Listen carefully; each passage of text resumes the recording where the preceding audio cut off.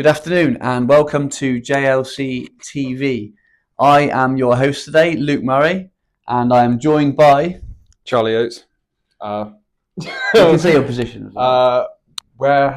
It's warehouse operative, senior warehouse operative.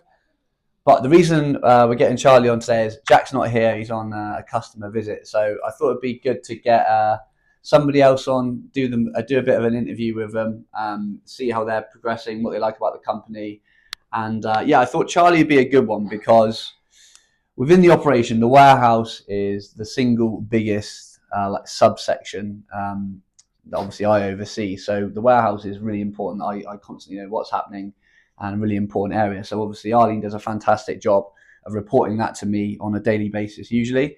She's off on holiday this week. So the usual procedure we have when Arlene is off is that Charlie and John both cover together. But John was off yesterday with a bad back as well. So Charlie literally was running the warehouse on his own yesterday. Yeah. And I thought it'd be a good opportunity to bring him in and just see the pressures of that and how he copes with it. So firstly, Charlie, we'll just do a quick recap of yesterday. Mm-hmm. When you get something like that and everything's on you, how do you feel like where you're at with it now? Do you feel confident in dealing with that, or is that like an issue for you? I feel confident, but there's a bit of pressure. Yeah. I feel a bit of pressure. It's a bit hard one because Arlene and John have taught me so well. Yeah. The procedure and all of that, so I feel in good hands when I'm. Yeah. So you feel confident when you take it over. That's good. Yeah. Good. Great. So I've got a few questions here. The first one is, talk us through your journey to get to where you are in your career now. That's the first question. I've been at JLC for 5 years. Joined when I was 18. Bit of a troublemaker to start a little bit. But after getting John, Arlene and Luke to help guide me, I've sort of improved massively. Yeah. A lot less. What would you say is like a big turning point? Was there any particular moment where you thought, I'm going to kind of take this more seriously, or from the point where you were like, this is just a job, I'm a young lad, to I want to kind of start learning more about the running of JLC, the behind the scenes stuff. Is there a particular point you remember? There's probably when Arlene first came to manage the warehouse and you came in, there was a point to aim for. There was a point to grow. So I think that was probably the point where I was like, I want to actually go higher, work harder, and carry on going, not just turn up, work, and then go home. I actually want to be part of JLC properly. That's great. That's great to hear. And where do you see your career progressing? What's the end goal for you?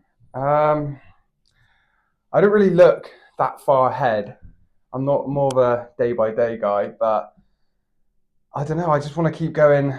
I've got as I said, I've got the right people around me to keep me pushing. So I just want to keep going as hard as I can, possibly.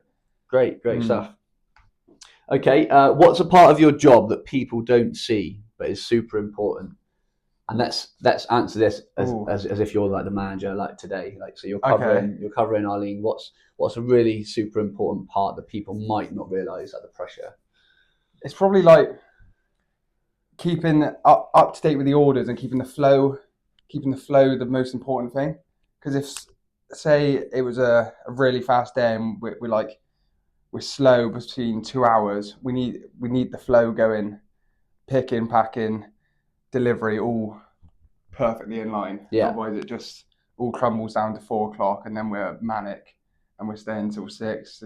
Yeah, I think that's a good point. It's something people don't really realise. Obviously, I spoke with you and Arlene about this before. Mm-hmm. When you are the warehouse manager, you've obviously got processing, you've got picking, packing, you've got delivery. So you've got to keep a lot of plates spinning, haven't you? And if one of them falls down and someone doesn't complete their work in that time period, then puts other people behind and you get pressure. So literally. I think you understand the pressure of that now, don't you?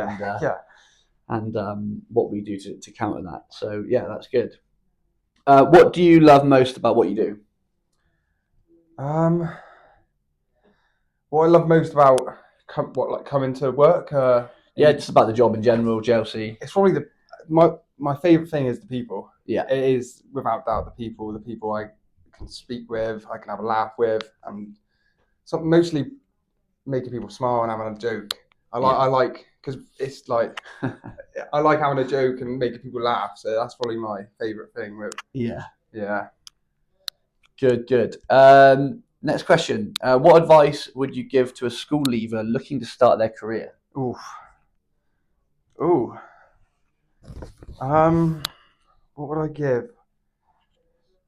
I think just find something you want to do and then just stick to it and work hard. That's the main thing. I enjoy doing this. I want to do this, so I just try work hard and as you said something a minute ago, you said don't feel pressure to look too much into the future, which I think is quite a good one as well. I think there's a few of us guilty of that. I'm certainly guilty of that sometimes, but I think what you said, taking it day by day, that's what I like doing. Just seeing what's coming up with the day. Just go with the day. Yeah.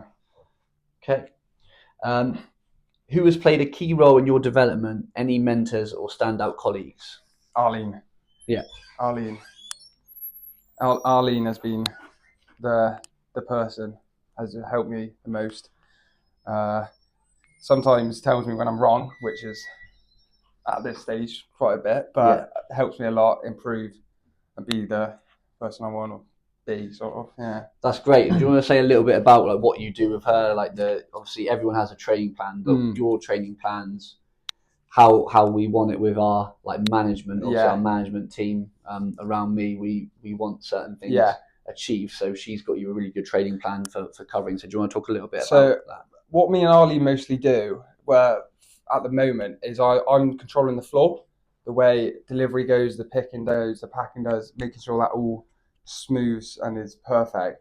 So me and Arlene, she's teaching me to be like a people's person, like see how it goes, see how people feel, not just be, I don't know how to phrase it, but just try and be like the best person as a manager could be. You have to be there to help them. Sometimes I have to give them a little kick. Yeah.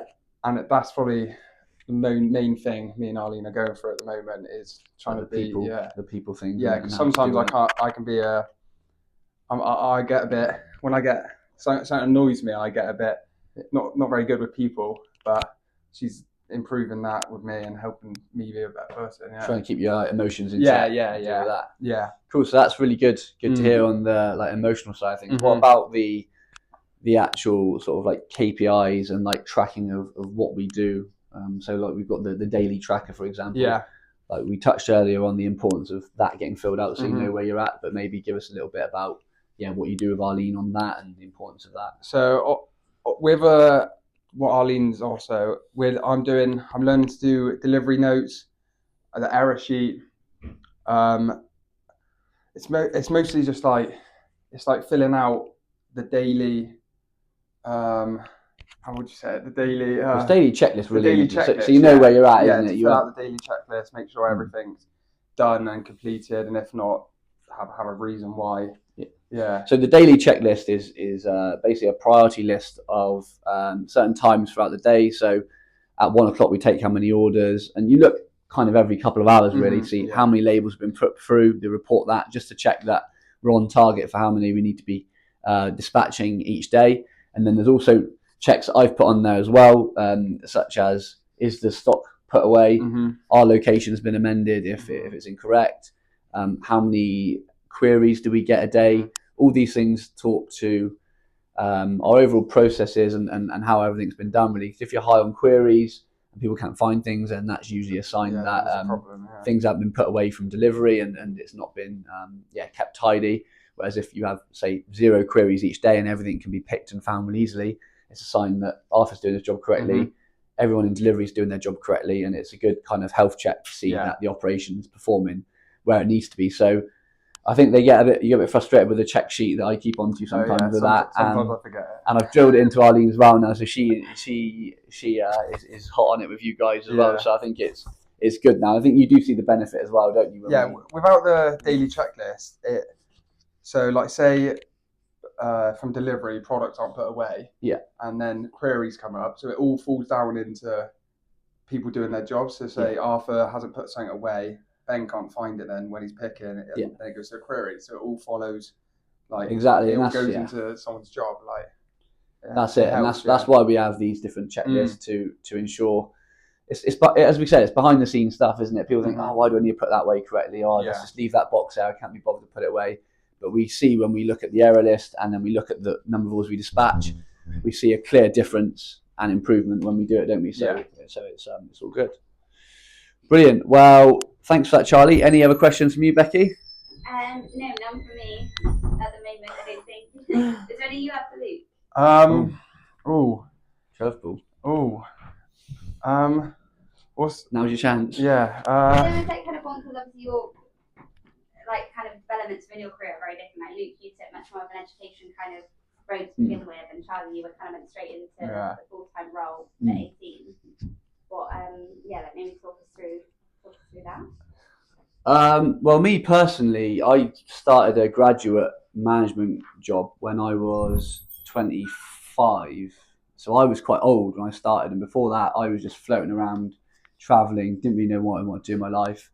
Went to uni, got a degree in human biology, which is nothing that I'm doing now, but it just shows that you don't need to have anything relevant as such. When I first started, I struggled when I first started as a graduate manager. The main reason I struggled was because I went into a place where I was told I was going to be these older guys who've been there years. They said, "Oh, this guy in 2 years is going to be your manager." So I walked in young. I didn't know anything at all about logistics or anything when I was at DPD, and I kind of got laughed at. So like, who's this young lad? He's never had any experience. So for me, that first 2 years as learning to be a manager was probably the hardest and shaped me now, because you just I didn't have any knowledge at the start, and you kind of learn to be resilient and kind of work around it and learn better ways of working and dealing with people and getting people on your side. So I'd say, I learned the hard way, but I learned quite when I was quite old, considering. I mean, I was 25 before I got into management, and I'd say the start for me was really difficult. That's still young though, 25 to be into management. Start trainee, and I progressed to like a senior level within 3 years, which was quite quick. But to start with, like entry level was quite 25 was quite. I felt it was quite late, considering all my friends got into jobs a lot before that. I felt like I was a little bit behind the curve personally. Obviously, on the grand scheme of things, 25 isn't that old. No. But what about you? So like, compared to me, obviously I went in and I was told straight away. So a lot of people had their backs up when I first went into management. They were thinking, who's this guy? Like, he's gonna be a manager of me. You're having a laugh. Like, I've been in this job 5 or 6 years and he's got no years. So that was quite difficult. You've built the respect a little bit, haven't you, with the guys? With me out there, when it got announced to all the people, the other warehouse people, I don't think, like, because I've worked so hard, they've seen me how hard I've worked. We all work together as a team. I don't think it changes that much, because I was still like trying to get everyone to work harder anyway, still being a bit bossy sometimes, even when I didn't have this role. So I don't think it's really changed, but it's just, I don't know, I think you earned the respect as well, and with promotions here, and certainly all the promotions we look to give out, is people earn it. People are made to work hard to earn it, have to achieve X, Y, and Z, and obviously you did that, and the guys could clearly see that. Sometimes people get promoted if it's favoritism. People could clearly see that you were working your ass off, and you deserved to be pushed up. So I think for you had it where you had the respect from the guys, didn't you? So very nice. Good. I got a little question for you. Okay. You asked me this. What's your favourite thing about coming to JLC? Is it your thing I love about JLC is, with this job, right from the off, James said, right, operations, we're going to leave you run it how you want to do it, and just give me the trust to do it. And obviously I have to report back to them certain things, just to check that I'm doing my job correctly. But for me, having the autonomy to just go and run it with how I see fit was great. One, it gives you a confidence boost, without having to always be checked up on or be told to do things a certain way. And that's how I work best. And like, brought the results. And obviously once you get results, you get even more trust. Mhm. And the relationship I've got with James and Beak now with the operation, they know like the operation and the business is what I have at heart, is my main interest, beyond anything else. And I think for me, having that autonomy to do it, and obviously where I see fit, put people up, they have that trust in me. So I say that's the thing I probably enjoy the most. And another thing as well, actually, is because it's a small business growing so rapidly. My job is like different every day, so it's not just like your job is a little bit repetitive with the warehouse, but with me, there's new things cropping up as the business grows. There's more things for compliance, finance, like legalities. I've got to be thinking of new ways that we can adapt to the volume. So as we're going bigger, we can't keep working the same way. So I'm constantly having to think, right, what are we going to do for future? Is the warehouse go big enough? What systems do we need to do to be able to do X and Y, Z? So I think for me, having that, I'm constantly on my toes. I'm never just thinking, oh, it's going to be like this. I've always got to be thinking, how can we adapt the business as it grows? And I love that pressure and challenge of doing that, because if I had to come in and do the same job every day, I'd probably be a little bit bored. Yeah. So that's me. Cool. Anything else? Any more questions? I think that's it. It's been a good episode. There's quite a few questions there. Thank you for having me on. Thank you, Charlie. I hope you all have a great afternoon. We'll be back on Friday to do Star of the Week. Have a good afternoon.